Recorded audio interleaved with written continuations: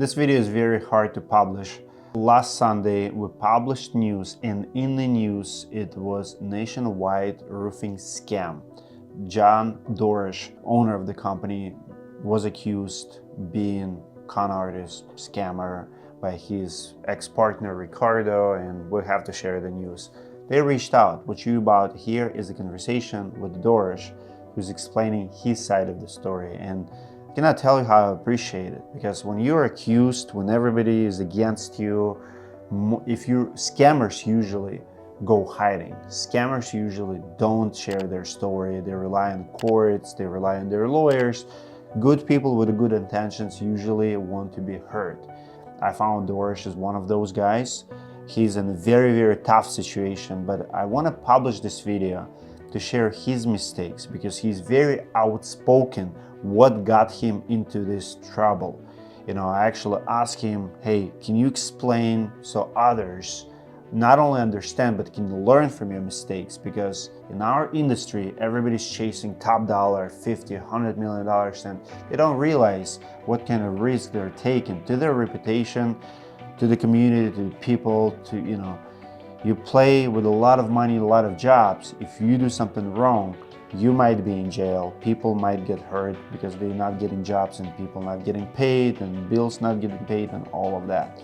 So listen to the conversation, learn something from it, comment below what you think. Can you identify, top 3 mistakes that got you into this mess? Like that you did, that you looking back, you would not do again? Yeah, absolutely.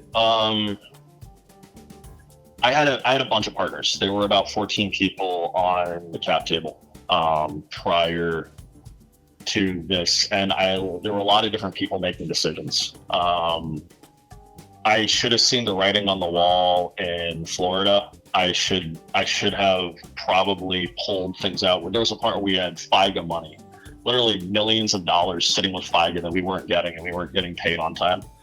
I would have ixnayed almost all the overhead and all the spending whatsoever, but I had delegated so many things. I mean, as a person, I can do well as long as it's within my arm's reach, I think.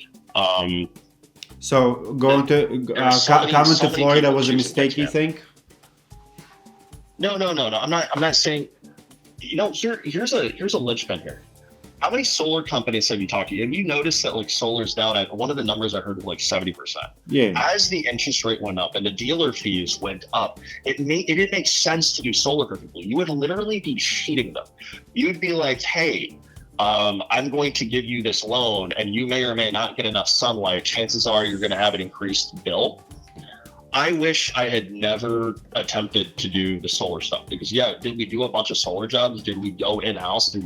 Yes, all of those things are true, but I didn't understand, when the interest rates started rising, I didn't know that that's what was going to happen.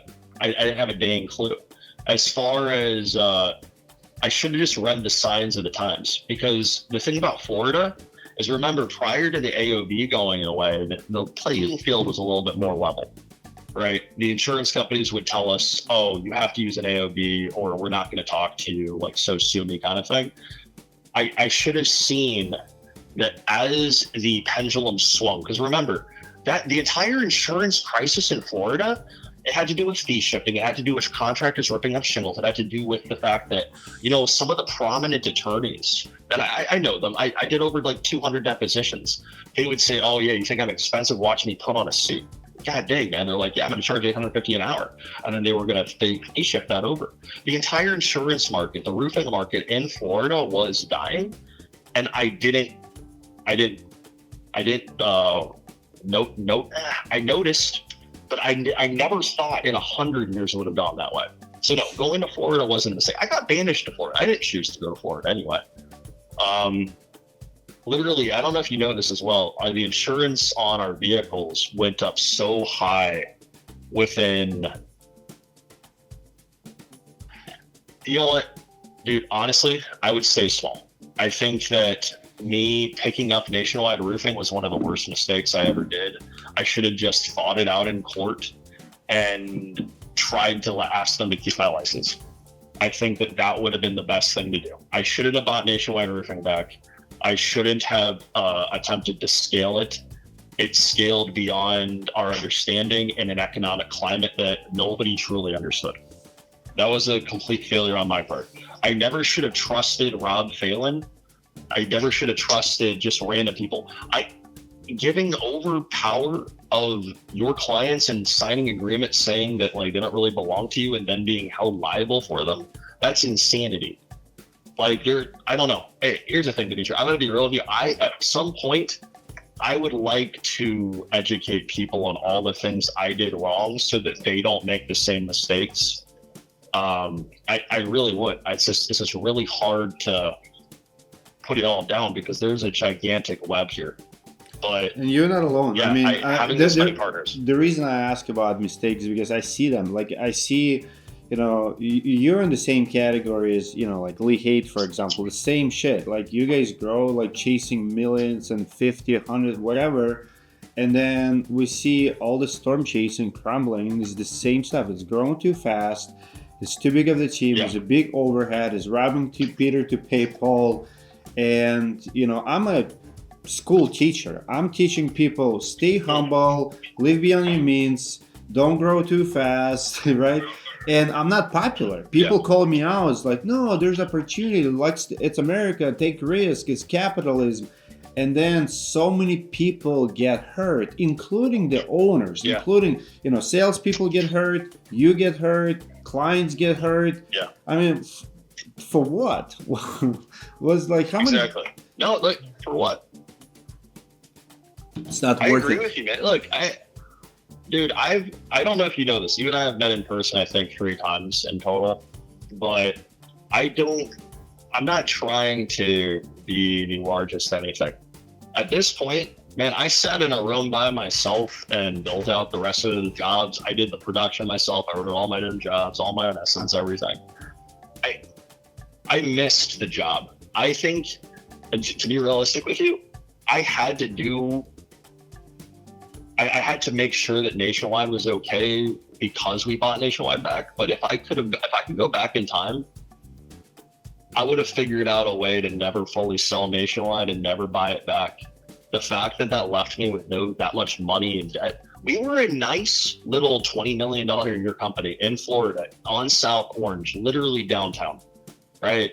Like we were fine. Nationwide Roofing in 2020 to 2021 was great. We wanted for nothing. What do you think is a perfect size of the company, or like comfortable, where it's not too risky, it's profitable, it's manageable? If you would do it all over again, like what point you would? Because here's the thing, you know, I follow a lot of guys like Rodney Webb, right? And I see guys, you know, who does like 15, 17 million, and Rodney would not let them go past 20 or past 17. He's like, no, we're staying here and we'll focus on the profits. What do you think, through your experience, was your golden year, golden size? 20 was golden. Like, I'm gonna tell you this much. 20 was the happiest we ever were. When you go past that number, and by the way, I guess you could adjust it for inflation. Yeah. But when you go past 20 basically at the 2020 stage, if you're, let's assume, maybe the number is 600 jobs a year, where you're averaging 12 a week. You know, in 2020, we were averaging 20 jobs built a week. But past that number, if you go past, like, let's assume it's 800 deals, everybody has a sweet spot. You have to add an entire extra level of management. You have to add managers for managers, and it's stupid. If you can't interact with all the people at the company, if you need managers to manage the managers, you're heading down a very slippery slope, in my opinion. But that's it. Like, even right now, we're probably going to do, I'd say maybe 700 jobs if we're lucky. It might be a little bit more, it might be less. I don't fully know, but I have a number in my head where I can't go past. You lose control. There was a point where I'd walk down the hall at Nationwide. I didn't know everybody. It was crazy. People would be like, "Hey, John." I'm like, "Hello." Like, nice to see you, kind of thing. That was out of line, because at that point, people start stealing. And they're like, oh, the company means more than, like, it's crazy. So yeah, that would be my answer.